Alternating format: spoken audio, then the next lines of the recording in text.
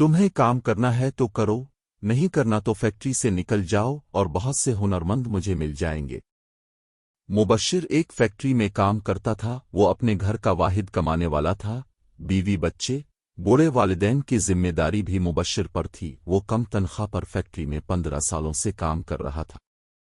مبشر نے ایک دن فیکٹری کے مالک سے کہا کہ مجھے اب کی فیکٹری میں کام کرتے ہوئے 15 سال ہو چکے ہیں، مگر مجھے قانونی حقوق نہیں مل سکے ہیں، جن میں مستقل ملازمت، تنخواہوں میں اضافہ اور بہت سی مراعات شامل ہیں، مجھے اب نہیں دے رہے ہیں۔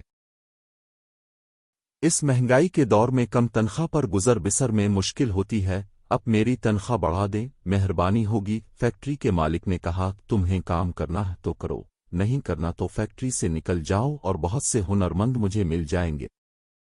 مبشر نے کہا، میں اب سے اپنا حق مانگ رہا ہوں۔ اس بات پر فیکٹری مالکان نے اسے فیکٹری سے نکال دیا اور کہا کہ ہمیں تمہاری ضرورت نہیں ہے۔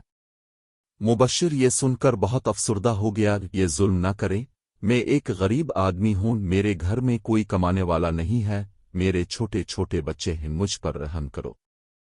فیکٹری مالکان کو مبشر پر کوئی رحم نہیں آیا، اس نے مبشر کو فیکٹری سے دھکے دے کر باہر نکال دیا۔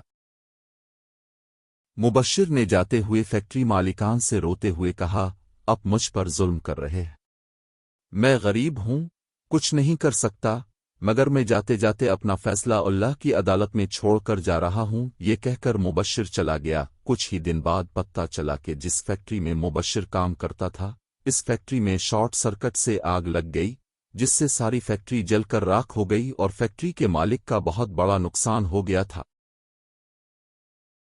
خدا جانے فیکٹری مالکان کو اس دن احساس اور ندامت ہوئی یا نہیں کہ کاش ہم مبشر پر ظلم نہیں کرتے تو آج ہم پر بھی اللہ کی طرف سے سزا نہیں ملتی۔